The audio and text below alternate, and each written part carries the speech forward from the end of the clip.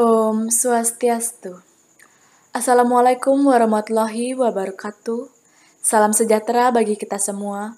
Salam kebajikan. Salam. Namo Buddhaya. Baik, perkenalkan kami dari kelompok 6 dari program studi D3 Akuntansi. Pada kali ini kami akan menyampaikan materi terkait kinerja keuangan hotel. Namun sebelum itu, perkenankan saya sebagai perwakilan dari kelompok 6 untuk menyampaikan nama dari anggota kelompok 6. Untuk yang pertama, ada Made Risma Yuliani, NIM 2007021002. Yang kedua ada Kadek Sintasari Rahayu, NIM 2007021010.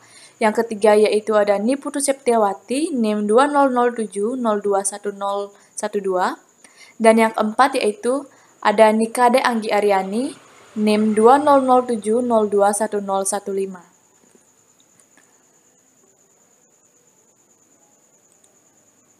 Baik, langsung saja untuk pembahasan yang pertama yaitu terkait pengertian dari kinerja keuangan.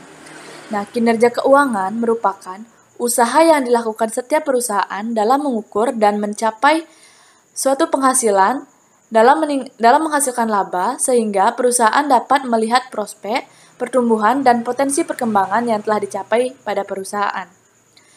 Selanjutnya yaitu manfaat.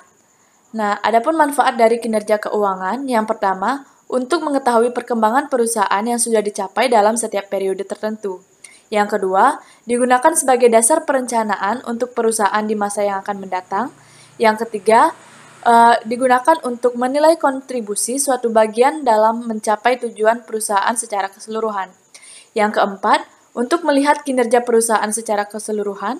Yang kelima, sebagai penentuan penanaman modal agar dapat meningkatkan daya produksi suatu perusahaan. Dan yang keenam yaitu untuk memberi arahan dalam membuat keputusan dan kegiatan perusahaan pada umumnya, serta divisi perusahaan pada khususnya.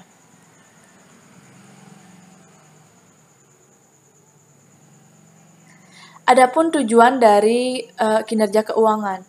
Yang pertama yaitu untuk mengetahui tingkat likuiditas. Nah, likuiditas menunjukkan kemampuan perusahaan untuk memenuhi kewajiban keuangan yang harus segera dilunasi pada saat ditagih. Nah, yang kedua, untuk mengetahui tingkat solvabilitas. Nah, solvabilitas menunjukkan kemampuan perusahaan untuk memenuhi kewajiban keuangan, baik dalam jangka panjang maupun jangka pendek. Yang ketiga, untuk mengetahui tingkat rentabilitas. Rentabilitas menunjukkan kemampuan perusahaan untuk memperoleh laba selama periode tertentu. Dan yang keempat, yaitu untuk mengetahui tingkat stabilitas. Stabilitas menunjukkan kemampuan perusahaan dalam menjalankan usahanya dengan stabil yang diukur dengan mempertimbangkan kemampuan perusahaan untuk membayar atau melunasi setiap hutang dan beban bunga tepat pada waktunya. Baik, sekian yang dapat saya sampaikan. Untuk pembahasan yang selanjutnya akan dijelaskan oleh rekan saya. Terima kasih. Perkenalkan, nama saya Kadek Sintasari Rahayu, NIM 20070211010. Di sini saya akan menjelaskan tentang pengukuran dan penilaian kinerja keuangan. Pengukuran kinerja adalah kualifikasi dan efisiensi serta efektivitas perusahaan dalam pengoperasian bisnis selama periode akuntansi. Sedangkan penilaian kinerja adalah penentuan efektivitas operasional organisasi dan karyawan berdasarkan sasaran, standar, dan kriteria yang telah ditetapkan sebelumnya secara periodik. Adapun fungsi penelitian kinerja keuangan antara lain, yaitu ada 5. Yang pertama, likuiditas jadi transparan. Yang kedua, solvabilitas sebuah perusahaan dapat terlihat. Yang ketiga, rentabilitasnya menjadi lebih detail. Yang keempat, mendapat nilai probabilitas. Yang kelima, stabilitasnya dapat diketahui. Adapun analisis kinerja keuangan, yaitu analisis perbandingan laporan keuangan. Teknis analisis dengan cara membandingkan laporan keuangan 2 periode atau lebih dengan menunjukkan perubahan baik dalam jumlah absolut maupun dalam persentase atau relatif. Analisis tren atau tendensi posisi. Teknik analisis ini untuk mengetahui tendensi keadaan keuangan apakah menunjukkan kenaikan atau penurunan. Analisis persentase per komponen atau common size. Teknik analisis ini untuk mengetahui persentase investasi pada masing-masing aktiva terhadap keseluruhan atau total aktiva maupun utang. Analisis sumber dan penggunaan modal kerja. Teknik analisis untuk mengetahui besarnya sumber dana penggunaan modal kerja melalui dua periode waktu yang dibandingkan. Analisis sumber penggunaan kas. Teknik analisis ini untuk mengetahui kondisi kas disertai sebab terjadinya perubahan kas pada suatu periode waktu tertentu. Analisis rasio keuangan. Teknik analisis keuangan untuk mengetahui hubungan di antara pos tertentu dalam neraca maupun laporan laba rugi baik secara individu maupun secara simultan. Analisis perubahan laba kotor. Teknik analisis ini untuk mengetahui posisi laba dan sebab-sebab terjadinya perubahan laba. Dan yang terakhir ada analisis break-even. Teknik analisis ini untuk mengetahui tingkat penjualan yang harus dicapai agar perusahaan tidak mengalami kerugian. Baik, selanjutnya akan dilanjutkan oleh teman saya. Perkenalkan, nama saya Niputu Setiawati dengan NIM 20070211012.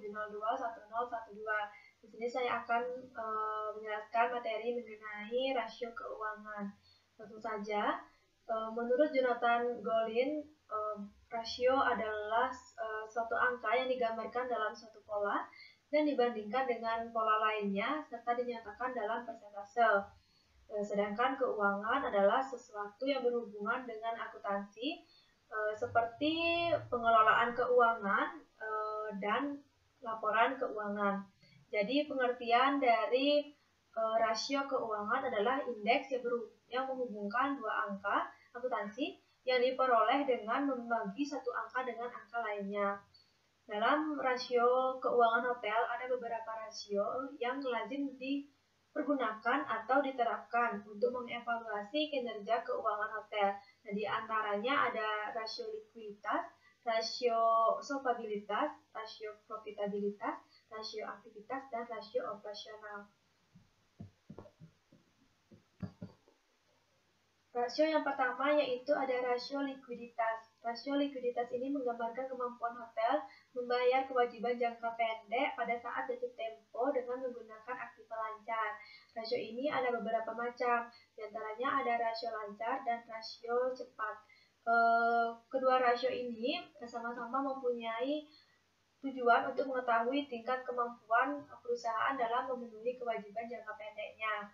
Namun, yang berbeda di sini adalah dalam rasio cepat, di mana rasio cepat ini menggunakan aktiva lancar yang paling likuid, serta lebih ketat perhitungannya daripada rasio lancar. Nah, ada juga rasio kas, di mana rasio kas ini cara penghitungan likuiditasnya yang melibatkan kas hotel. Namun manfaatnya mirip dengan rasio lancar dan rasio cepat. Jenis rasio yang kedua ada rasio solvabilitas. Rasio solvabilitas ini menggambarkan kemampuan hotel untuk melunasi kewajiban jangka panjang apabila hotel dilikuidasi. Untuk macam-macam rasio pada rasio solvabilitas ini ada dua, yaitu ada rasio utang atas aset dan rasio utang atas ekuitas. Nah, rasio utang atas aset ini merupakan jenis rasio yang digunakan untuk mengevaluasi besaran perusahaan, maksud saya hotel, sesuai jumlah utang untuk membiayai aset.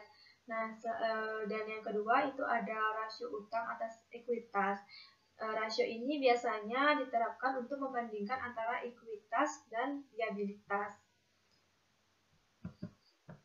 Selanjutnya, untuk jenis rasio yang ketiga itu ada rasio profitabilitas. Rasio ini memberikan gambaran pada pihak-pihak yang berkepentingan tentang kemampuan manajemen hotel dalam menghasilkan laba pada periode tertentu. Rasio ini ada beberapa macam, diantaranya ada margin laba, margin keuntungan bersih, pengembalian aset, dan pengembalian investasi. Margin laba Manfaatnya itu untuk mengungkapkan informasi kemampuan manajemen dalam menghasilkan laba dalam periode tertentu.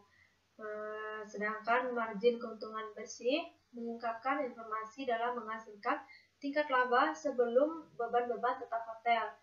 Rasio ini membandingkan antara laba bersih setelah dikurangi pajak dengan total pendapatan. Kemudian ada pengembalian investasi. Pengembalian investasi ini mengungkapkan informasi laba yang diperoleh oleh investor untuk dana yang diinvestasikan pada hotel.